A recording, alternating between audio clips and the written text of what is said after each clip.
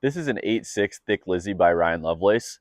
It's a bit of a mullet of a board. It's very trimmy in the front and turny in the back. So let's get into it.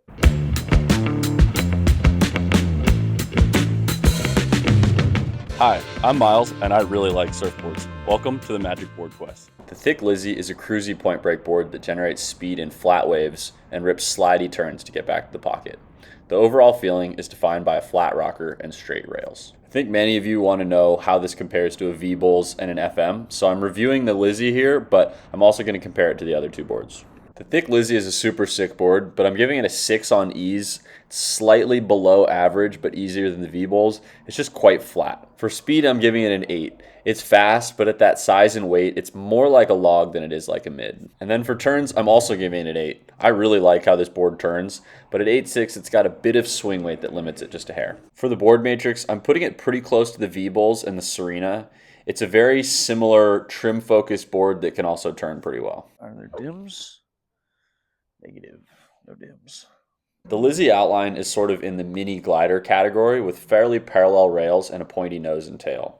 That straight rail gives it very little drag down the line, makes it real fast. Here's that tail shape. I think the arc of that curve in the rail being held out so long makes it really nice for turns. The rocker on the Lizzy is pretty darn flat. It doesn't look too crazy here, but it felt like it to me. It's not quite as flat as the V-Bowls, but it's definitely close. It makes it insanely fast, but also a little easy to bury that nose. The rails are much more turned down than my V-Bowls and are more similar to the FM. I'm going to throw them in the 60-40 to 80-20 category.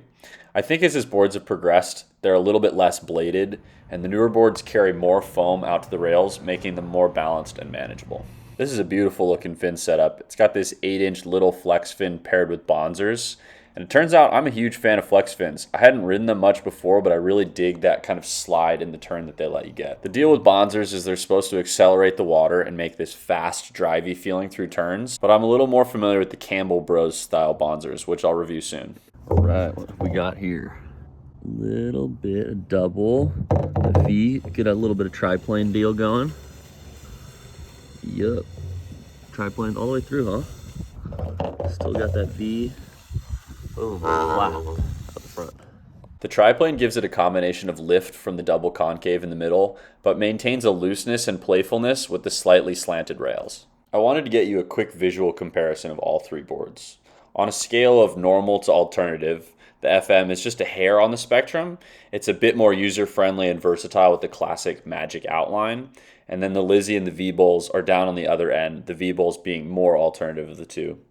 The Lizzy is a little more well-rounded than the V-Bowls, but they're both pretty quirky. The thick Lizzy is a trim-focused board that's at home in a sectiony point break. At 8.6, it's a cruisy mid-length that makes sections and carves sweeping, clean turns. Going down the line on the Lizzy is very similar to a V-Bowls or a DR Mega. They have this unique lifting glide feeling that other boards don't, and I think a lot of that comes from the flat rocker and the triplane bottom. While it's got that glide and speed, the extra foam up front and the bottom contours make it less slippery than the V-Bowls. The only issue I had with this board is that it would occasionally dig the nose when I drop down from a high line, but overall it's a lot less squirrely than my V-Bowls. Then when you go to turn it, it's impressively nimble off the back for an 8.6. You put your foot on the fins and it just spins around. It's got a bit of this bouncy sensation when you turn that I really dig. And like I said earlier, I really love the flex fin. It feels sort of like that snowboardy, loose but controlled type of turning. And then a quick note of comparison between the three boards. The thick Lizzy is somewhere in between both. They're all really trimmy boards, but the FM with the round tail and the twins is more versatile, and the V-Bowls is more directional and quirky. The thick Lizzy is kind of an amalgamation of both.